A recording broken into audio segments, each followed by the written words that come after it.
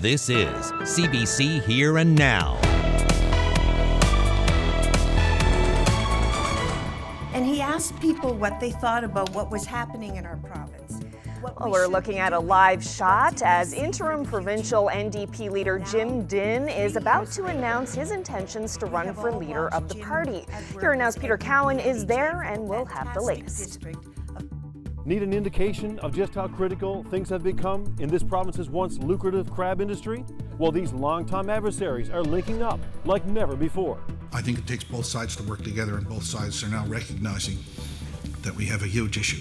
I'm confident by working constructively with ASP, we can ensure better outcomes for our members. That story coming up. Every member of the Ocean Rangers crew lives on in the people that are sitting here today. A morning of emotion and tears at a St. John's Church as the annual Ocean Ranger Memorial Service is held. Good evening and welcome to Here and Now. We begin with a very unusual display of unity in the fishery today in St. John's. Two groups that have fought bitter battles over the years, sitting shoulder to shoulder in a bid to overcome a serious challenge in the crab industry. Here Now's Terry Roberts has that story. The world's largest crab harvest occurs every year in this province. It's the backbone of our seafood industry, up to $1 billion in annual sales, thousands of jobs. But after a record high, the market has collapsed and the outlook is poor. It's forcing longtime adversaries to work together in order to salvage this year's fishery. Today, we, both ASP and the FFAW, stand together to tell you that the market challenges this year for snow crab are real. Harvesters, stakeholders have come to a collective decision that we need a better way, we need a better model. The group that represents seafood producers and the powerful Fisheries Union, announcing today they'll engage in serious talks, aiming for agreement to ensure a smooth harvest, without the conflict that often characterizes disputes over pricing, trip limits, and scheduling, with two new leaders in the wheelhouse. We're going to get to work on Monday, and hopefully we'll arrive at a situation that's better for everybody. It can't be a system that's characterized by conflict. A conflict is not going to produce an outcome to the benefit of the entire industry. The pandemic was a godsend for crab. Americans flush with COVID cash couldn't get enough of this luxury seafood. Prices soared, harvesters being paid nearly $8 per pound. And last year, the quota soared to 50,000 tons. But the market collapsed. Vast quantities of crab remain in cold storage. Processors say they're poised to lose more than $100 million. And this year's harvest could begin in 6 weeks or so, further compounding the glut, a worst-case scenario. So it's shaping up to be a tough year. Lower prices, higher costs, all sides acknowledging the problem. I think both sides recognize that we have some serious challenges this year to face, and the best way to do it is if we can get together and make some positive decisions that'll help both sides to deal with the issues that we have. No one is guaranteeing success. After all, getting these folks to agree is like trying to mix oil and water. What's unusual is that this collapse in the market is happening at a time when those in the industry say the resource has never been stronger. So now we wait and see what the world's largest crab harvest will look like this year, and indeed, whether there'll even be one. Terry Roberts, CBC News, St. John's. Well, the Newfoundland and Labrador English School District says more bus routes have returned to service. The school district says one bus route has returned to Beaconsfield Junior High, Holy Cross Elementary, Paradise Intermediate, and Villanova Junior High. 6 routes are returning to Holy Spirit High, and all bus routes are back at Topsail Elementary. Weather and unforeseen circumstances have delayed the resumption of routes at 4 other schools. Now, the school district shut down transportation for 20 different schools last weekend. It says it's because of safety concerns with the contract company Gladney's Bus Limited. 6 schools are still affected by the shutdown, but the district says all bus routes should be back in service by Monday.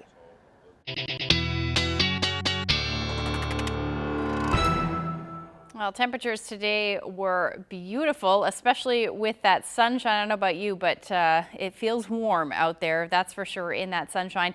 Temperature somewhere between 2 and about 7 degrees above where we were sitting yesterday, even up across Labrador. Take a look at that. 4 degrees warmer in Happy Valley Goose Bay, but there is some cold air. Lab City's down to about 13 degrees from yesterday, and there's a lot more where that came from, as some of this colder air is going to sink south as we head through into the weekend, and then we see that continue for the most part. But by the time we get into Monday, a big push of mild air, it looks like, for the island as well as parts of Labrador, and that will continue generally as we head into Tuesday with some warmer air even still. So we're going to keep an eye on that one. But right now we do have some rain, or at least some drizzle showing up on the radar, a little bit of flurries as well as some freezing drizzle and or freezing rain out there as well with these temperatures.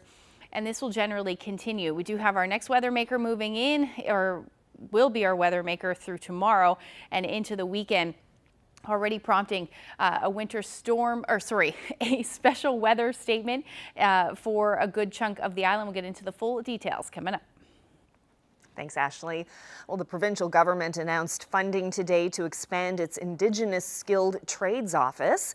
Today's announcement included Halibu First Nation and Trades NL. More than $900,000 will go towards new Indigenous trades offices in Corner Brook and St. John's. The first one opened in Happy Valley Goose Bay in 2020. The Premier says the offices can help Indigenous people be better reflected in the skilled trades. People often have some training but not enough, or not associated with a union, don't have the right mechanism or instrument to get attached to a job, and that's exactly what these offices do. And I mean, Corner Brook's a great example of how tradespeople are building our province. The tradespeople that were building our province should reflect the people of our province, and having offices like this will allow Indigenous people to be truly reflected in those trades. Well, from politics to the price at the pumps, gas is down slightly today.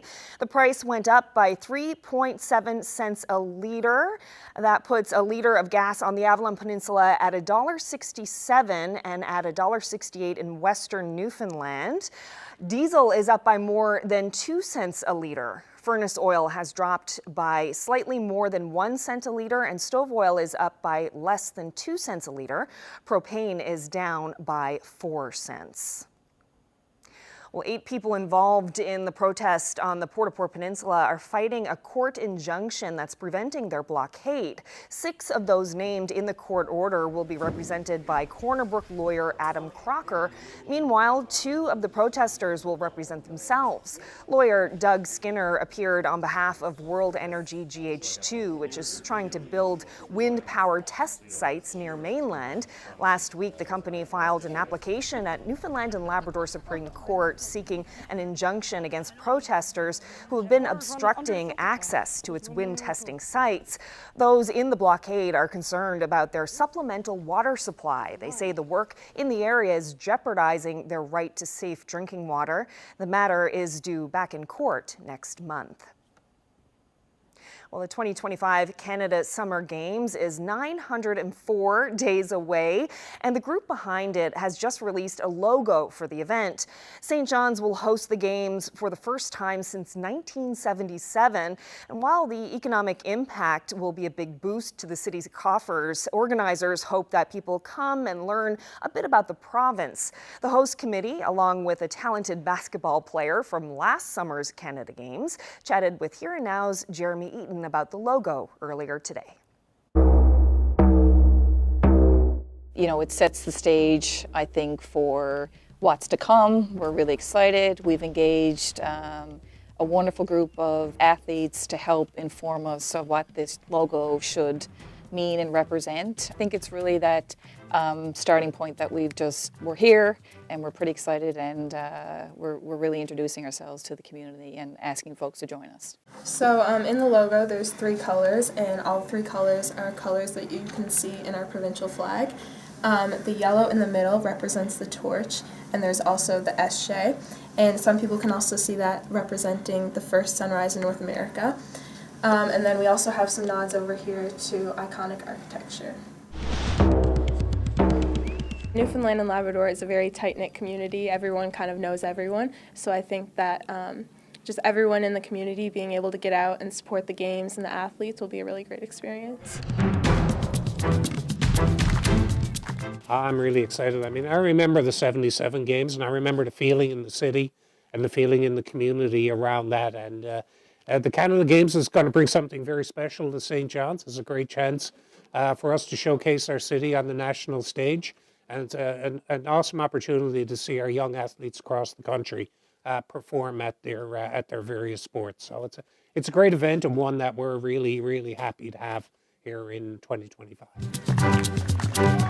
It really meant a lot, like to get to represent my province was a big thing, and also getting to compete at that level, it really helped me develop my skills as a basketball player, but also get to reach out to other players from different sports and for them to kind of share their experiences is really cool. We see a lot of our young athletes, like we've seen from Serena that you just interviewed, you know, these are our future leaders of our community and our province. So we really want to get them excited about what we have to offer. While sport is the catalyst here, we want to really get people excited and inspire them to do great things, you know, have a great time, and stay to support our province and provide some great leadership in the future. Well, in politics tonight, Jim Dinn is looking to drop interim from his title as interim NDP leader. He's announcing that he's running for the provincial party's top job. Here now's Peter Cowan is live at the Retired Citizens Association where Dinn is making the announcement. So, Peter, what's his pitch? Well, normally the Retired Citizens Association wouldn't be the place that you go looking for a job, but that's what Jim Dinn is doing here. He talked a lot in his speech about how when he first got into politics, he wasn't looking to get the top job at the party. In fact, he had to be convinced first to run for the party, and now, after taking over the interim job in 2021, he's now had people convince him that he should go for the top job, and that's what he's announcing here today. He addressed that a little bit in his speech. Here's a bit of what he said just a couple minutes ago. I never had political ambition. Certainly, I never set out to be the leader of a political party. And I thank the many people within the party and outside, my constituents, family and friends, who encouraged me to drop the interim title. I can say it's been a long decision-making process, but here I am. So he talked in his speech as well about some of the issues that he does want to address, saying that as leader of the party, he's had a lot more influence to be able to make changes than he did just as an MHA, and talked about some of the areas, for example, things like a just transition, areas of the healthcare system, education, all areas that need to be addressed. So those are some of the policy areas. Of course, before he got into politics, he was head of the Teachers Association. That's where he became a well-known person through taking on some of the issues there. And he says, you know, that sort of first gave him a bit of an opportunity in the public sphere that he's been able to now convert into politics. So speaking now, talking about some of the issues that he's hoping to address, one of the key questions will be whether or not anyone else puts their name forward in order to make this a competition for the top job, or whether or not he ends up being the person to get it. He did lay in a little bit of, you know, he's got branded jams here with his logo on them, although I think there's probably a missed opportunity by not calling them Jim Jams, but just one of the things he's handing out here to supporters who he's hoping will make him the leader of the NDP. Reporting live in St. John's, I'm Peter Cowan for Here and Now. Well, now to Western Labrador, where one of Labrador City's longtime residents has died. Joan Stamp was an active member of the community right up until her passing. Here Now's Daryl Dinn spoke with some of her friends and former colleagues about the mark she's left on the area. Joan absolutely lit up her room. She walked in and all eyes were on her. She made everybody laugh and smile. Many people have treasured memories of longtime Labrador City resident Joan Stamp. She died on Sunday at the age of 96. Stamp moved to the town in 1962, when it was still known as Carroll Lake. First Christmas was in 1962. So you've been here a while, to say the least. Oh, yes, yes, yes. My husband left me 2 years before that. He said he was going to this place called Carroll Lake. And I said, oh my goodness, where is that? He said, it's in Labrador. I said, oh gosh. So I had my 6 children, so I got ready and went all the way to Labrador City. During her 61 years in Lab West, she was deeply involved in her community. She was a volunteer and advocate for many organizations, including the Status of Women. Joan is one of the longest serving members on our board here at the Status of Women. She's been a pioneer and a real pillar in our community for as long as I've known her. She was here for so many different big movements in our community, like opening of the Hope Haven and building blocks and daycares, and you know, it's so heartwarming to know that she was part of everything that we've done here at the Women's Centre. But Joan was a very devoted community person, loved to be engaged with what was going on, loved to be part of committees, loved to celebrate life. To me, she's an example of how we all can live our life. She would always joke and say, don't complain, you know, be on the positive side and celebrate life while you're here and while you can. And we did go out for all our dances. Yeah. Is dancing what kept you so young? Oh my goodness, I'm only 39 and holding. Sure, I told you that, Daryl. Stamp was a friend to many and was always there for a chat and a laugh whenever it was needed. We did board governance training here, and Joan was here eating pizza delight with us and making us laugh. She always said for every picture that we took or group picture, someone would say cheese and she'd say sex. Joan Stamp was laid to rest this afternoon. Mourners said she had a tiny stature but a big heart, and she will be missed by many in the community. Daryl Din, CBC News, Labrador City.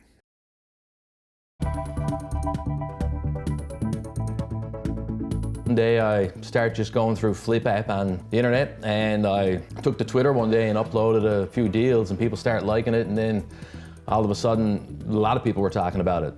Well, meet Newfoundland and Labrador's flyer guy. With the cost of groceries on the rise, Chris Donovan is always in search of a deal. Find out how he could help you save a few bucks. That's coming up. Well, we have a couple of special weather statements in effect for weather that's going to start tomorrow and continue through the weekend for a portion of the island. I'll get into all the forecast details coming up. In all my life, I've never seen a tragedy of this magnitude. It really shocked our community. One of the worst fishing tragedies to have happened off our shores in decades is still shrouded in controversy 1 year later. Spain is pledging to come and investigate that story in about 15 minutes on Here and Now.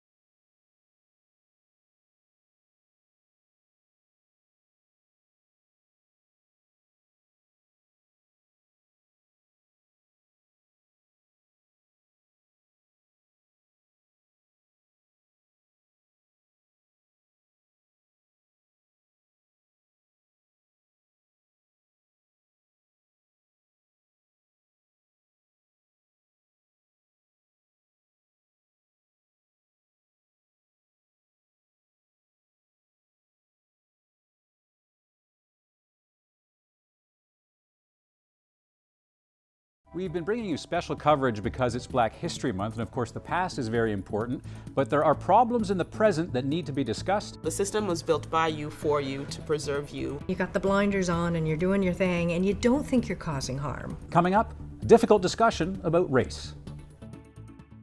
This weather forecast has been brought to you by Newfoundland and Labrador Tourism. Whatever you're up for this winter, discover experience packages at winterupnl.ca.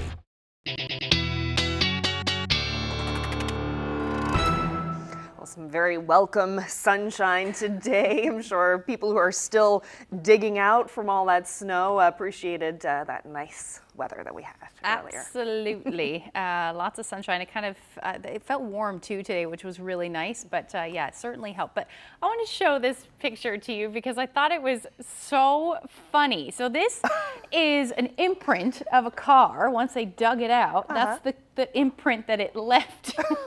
It's like a snow angel, but for a car. Yes, exactly. It is, it's pretty funny. But this was, Eileen shared this photo with me from Freshwater. So obviously lots of snow there today. But how much snow have we seen in St. John's over the last couple of days, or let's say through February?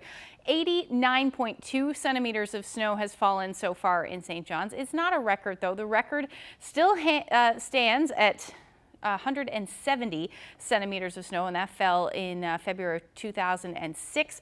And so far this season, we've seen 191.8 centimeters of snow. So it does look like we have some more on the way. We still got about, what, a week and a half, almost 2 weeks of February left. So let's see where we can get from there. But we've definitely got some snow on the way this weekend. Highs today, above zero, finally, about 1 degree in St. John's, but again with that sunshine felt much nicer than that, 5 degrees in Corner Brook. And temperatures across Labrador, warm this morning at least, 0 degrees in Lab City, but that temperature has since dropped down to -15 in Lab City at the moment, a bit of a wind chill as well for you. And temperatures are starting to drop across the island as well, somewhere between 0 and about 2 degrees. But those wind chill values are in the minus single digits, especially in the east. So taking a look at the satellite radar right now, not a whole lot happening today. We did see those clouds on the increase and a bit of precipitation, but nothing overly impressive. Just some showers, drizzle being reported at the moment. But as those temperatures continue to drop, we may see some freezing drizzle, which may make things a bit more slippery than they already are out there. But other than that, not a whole lot happening tonight. That will move off fairly quickly. We're still going to see some snow, though, up across Labrador right into the evening hours tonight, and then into tomorrow morning as well. But the island should clear out for the most part. Just some cloud on the west coast and maybe a few flurries as well. This is a snowfall accumulation as we get into Friday morning. So along the coast of Labrador, we could pick up somewhere between 2 to 5 centimeters, and then in and around Rigolette and just a little bit north of that, we could pick up between 5 to 10 centimeters by the time we get into tomorrow morning. And then areas along the Long Range Mountains may pick up a couple centimeters as well. As far as temperatures go, they're going to continue to drop as we head through the night tonight, hovering around where we are right now for the Avalon. But then up across Labrador, minus teens, minus 28 for Lab City. So back into that cold air. And again, there's plenty more where that came from. So looking ahead to Friday, things are going to start to get a little bit more complicated as far as the forecast is concerned. We will see, now don't take this as exactly what's going to happen because there's a bit of a disagreement. Well, there's a lot of disagreement on this, but it does look like we'll see that snow develop in the afternoon tomorrow, continue through the evening hours where we'll see that swath of heavy, potentially heavy snow. This between 10 to as much as 20 centimeters for central, southern, and northeastern areas. Now, where this rain-snow line sets up and inevitably either freezing rain or ice pellets is what we need to figure out. So at this point, it's looking like it'll be the Avalon, the Burin Peninsula. Anything south of that line will fall as rain through the evening hours. And then as the system continues to track through into Saturday, this is when we're going to see that potential for some snow, which could accumulate to 10, 15, maybe even more centimeters across the Avalon. So it's definitely a forecast to keep an eye on. We'll hopefully have some more details tomorrow as the picture becomes a little bit more clear. But it does look like Saturday is when we'll see that snow develop for the island. Temperatures tomorrow will be above zero for the eastern portion of the island, below 0 as you head towards the west. Northern Peninsula looks pretty nice at -11. And then up across Labrador, you're looking at your temperatures back into the minus teens. Again, flurries ending for the coast. Lots of sunshine for the west. We'll have the long-range forecast coming up.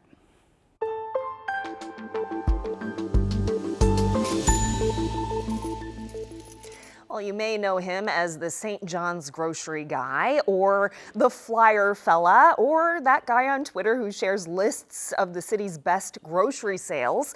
Either way, Chris Donovan is happy knowing that his hobby is helping others save money. Here now, Zach Audi caught up with the social media star and has this story. They got their pizzas on for save $1.33. Walmart got fresh lean ground beef on for $2.03 a pound off. And Dominion got 10-pound bag of potatoes on for $4.99. That's a good deal. Hi, my name is Chris Donovan. A lot of you might know me as Chris at Walking Man NL on Twitter. And I'm that guy who's always posting weekly grocery deals to help you save a few dollars. I was guilty for years of not looking at flyers. You know, I would just go to the closest grocery store, grab what I needed and go in and out. But ever since, you know, the prices are rising a lot in a lot of the stores, one day I started just going through Flip app on the internet, and I took to Twitter one day and uploaded a few deals, and people started liking it, and then all of a sudden, a lot of people were talking about it. And they were like, you know, this is great, this is so helpful, is it a weekly thing? And at the time, I never planned on doing it weekly. How many followers do you have? 7,388. The lady said, so many folks are sharing your deals on Facebook. You're making a positive impact and really helping them compare and save. It's needed now more than ever. And another lady wrote me and actually said, Chris, do you mind if I share this on a Facebook group I'm in, you know, with credit to you? And I'm like, sure, you know, far and wide, right? The amount of interest in this really goes to show you how many people are, you know, struggling with the price of groceries and the time to even look for the best deals, because often people don't have it, right? Oftentimes you don't get every paper flyer at your door. So the ones that I get, I'll sit down with and go through them, like I said, front to back. I'll usually go on the Flip app online, and whatever flyers I don't have in front of me, I'll comb through them on there and write down the best deals. And then I just open a Word document, and then I screenshot them and tweet them. I find by going through the flyers and hitting up, you know, I'll usually hit up probably 3 stores in the area just because of time. And again, I like to stress I'm fortunate to be able to do this because I live in the west end of St. John's. You know, not everybody can do 4 or 5 grocery stores in the span of an hour. I picked up 2 packs of white mushrooms. The regular price on those were $2.67, and this week they're on for $1.44. And I picked up a frozen pizza, and the regular price on that was $6.27, and it was on sale this week for $4.94. I spent around $23 on the items, and by using the flyer and comparing the deals, I saved around $11. What do you do with your extra cash? Yeah, I don't know, buy records. I'm a music guy, right? So, you know.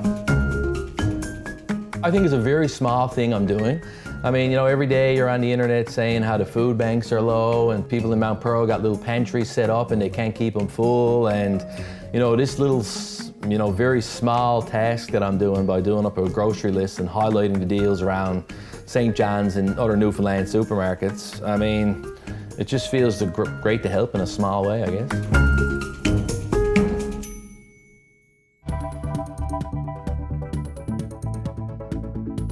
He says that the accident was caused by the negligent behavior of the captain. What went wrong? 1 year after the Spanish fishing vessel sank off Newfoundland's coast, its captain and another survivor have very different stories. What Spain plans to do next, just ahead.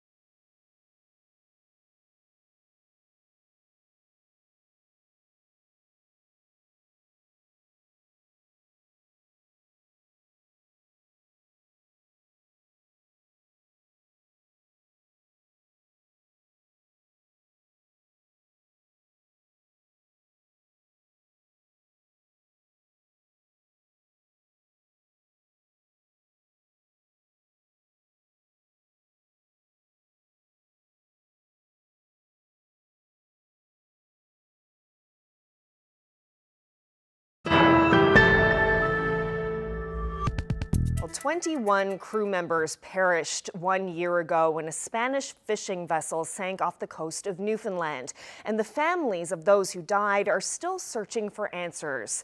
The Via de Patanxo sank 460 kilometers east of St. John's. There were just 3 survivors: the captain of the 50-meter fishing vessel, his nephew, and a sailor named Samuel Quessy.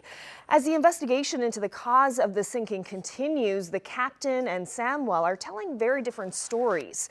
Cristina Porteru is a reporter in the Galicia region of Spain who's been following this story. She joins us now. Thanks so much for being here. Thank you too. This was one of the worst fishing tragedies off Newfoundland shores in decades, but the families of those who died still don't know why this happened. Can you talk about where things stand with the investigation? Yes, we don't know yet what happened. And there's like 2 versions.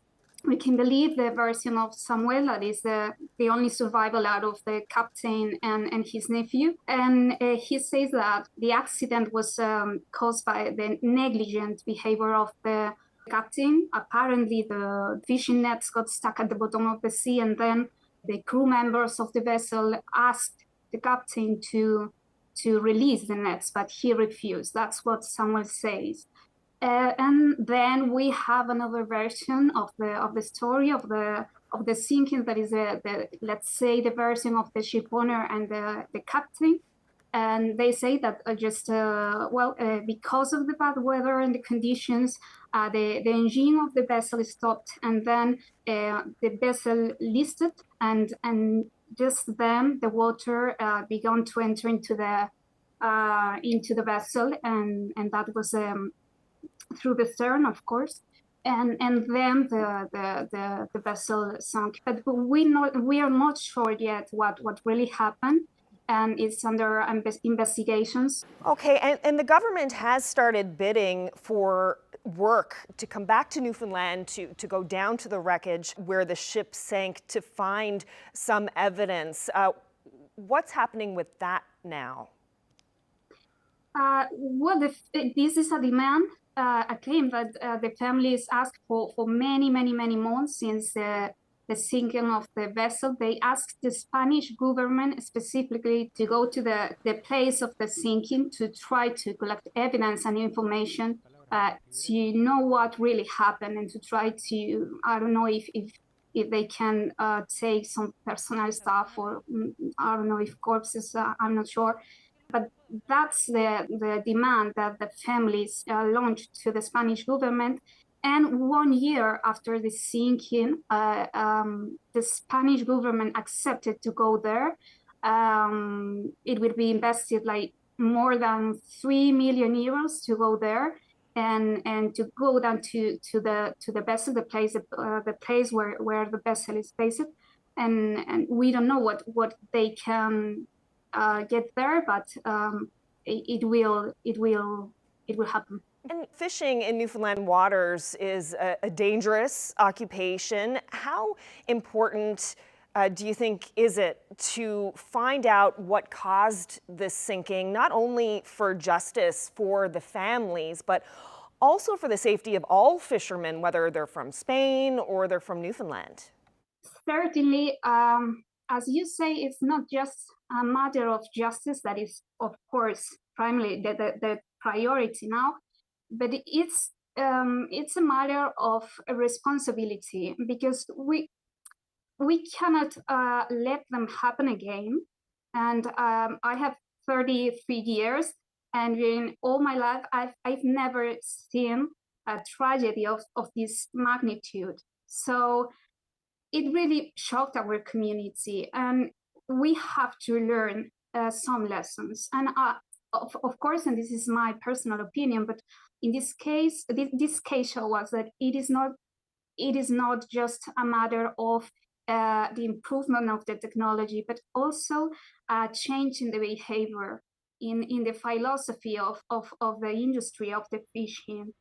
And we have to put, let's say, the human dimension over the profits, over the money, and over the interest of the industry, let's say.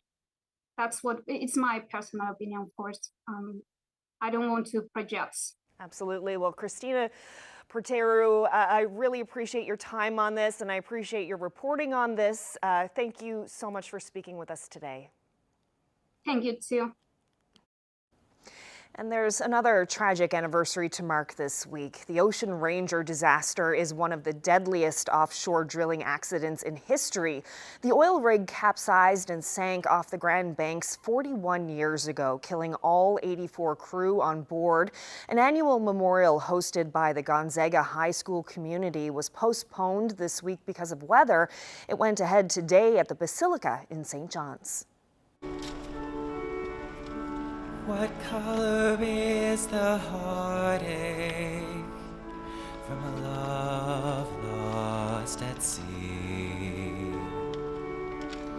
What shade of memory never fades but lingers to eternity? Sunday, February 14th, mid-afternoon. A tremendous storm batters the Ocean Ranger.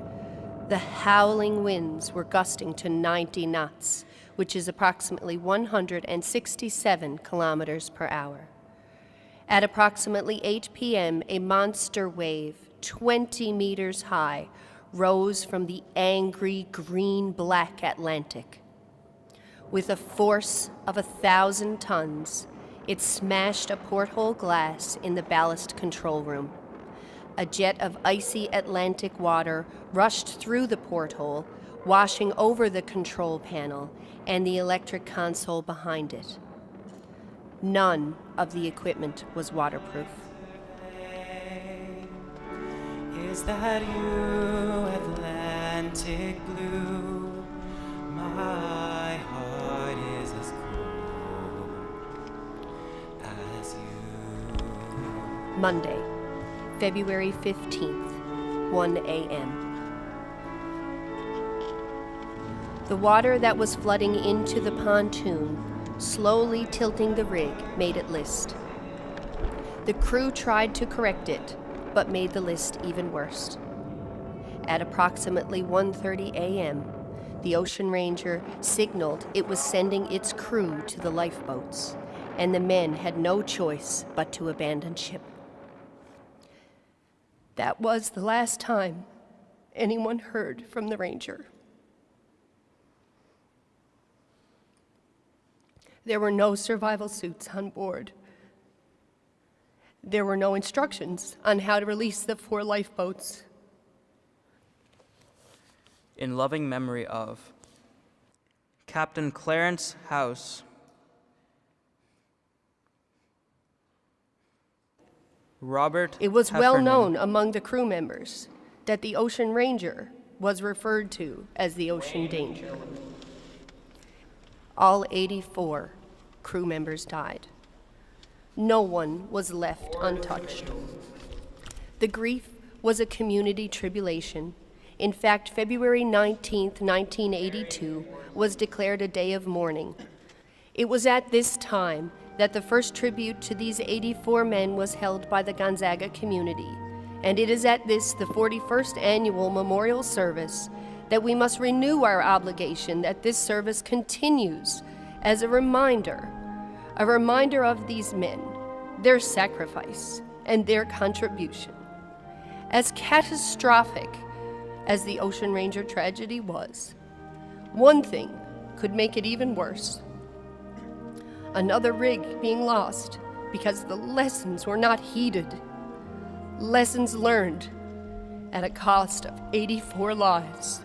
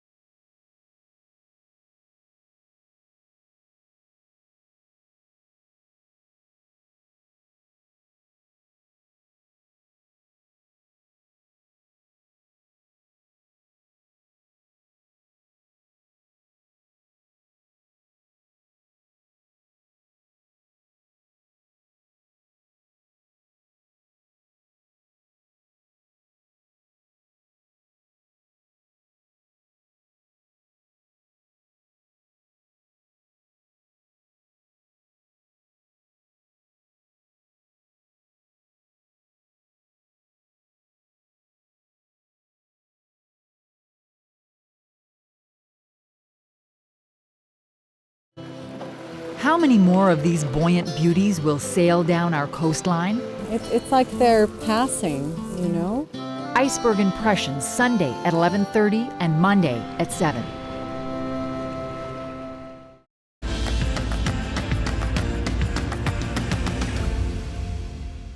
Well, he can't get enough scenic shots of whales and icebergs like you just saw a moment ago. But these days, you're more likely to find photographer Alex Swee at a music show. Since retirement, he's often popping up at local events on the Avalon. In our latest installment of Frames, we're zooming in on Alex Swee. I retired for 2 years. I used to work with Eastern Health, and I just spend my leisure time, after work, holiday hours, just doing photos. Mostly, it's not a business. I just do it as a hobby, but then people ask me to do this and do that, you know, anything that helps to build up my repair camera fund will be fine. I've been in Newfoundland for over 30 years. This place is really beautiful. I have to give credit to my wife because she had lots of patience for me. A lot of the time, if we're heading out, she likes to take pictures of me taking pictures. And that helps a lot because you need a partner that understands the patience in photography. And we used to travel all around the province taking scenic pictures, Bonavista, Trinity, even Triton, the iceberg. I love to see the beautiful sceneries, whales and icebergs. You can never get tired of it. Well, these days, I'm doing a lot of music events. I find it is very rewarding. I love music and I love Newfoundland music. It's like a win-win situation. I support them and they let me go into their gig, and the more I do it, the better I get. Newfoundland actually has a lot of events going on, not just music. You know, there are a lot of things like fundraising events and kids events. You know, there are lots of things going on. The regatta, chances for you to capture moments that people love to see. Actually, the most recent one I loved was capturing the Royal Highnesses when they were in St. John's. I was one of those lucky ones that had the chance to follow the team and capture the Prince and the Royal Highnesses. It was the highlight. My favorite picture I have taken, of course, will be the walrus, because you don't see walrus every day.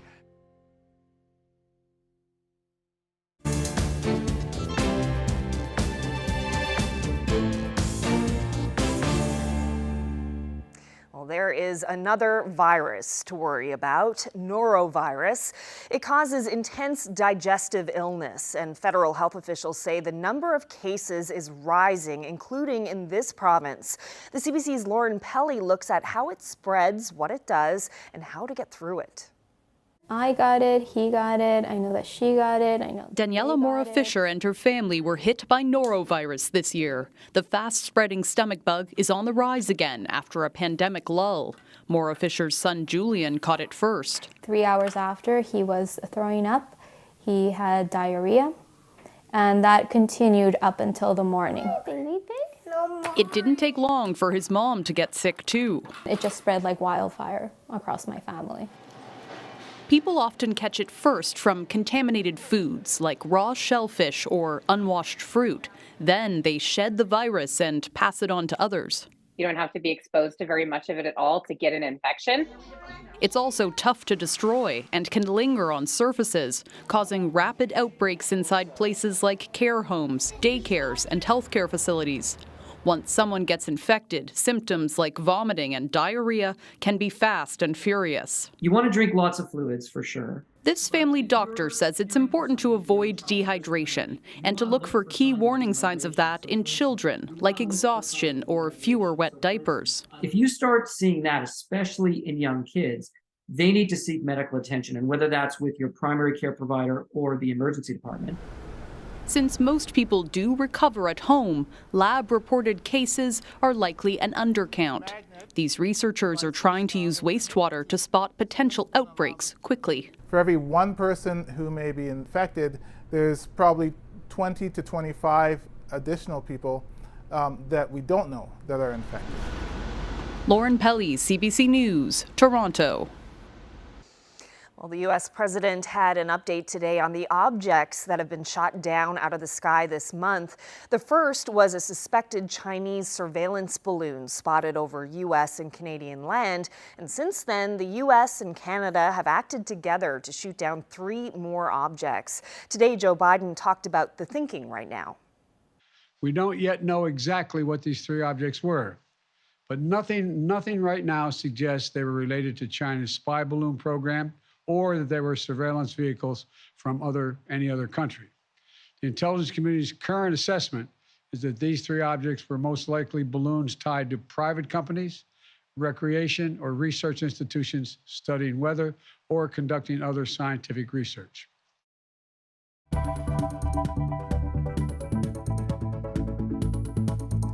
Tomorrow morning on CBC Radio, could fixing the childcare crisis help fix the province's finances?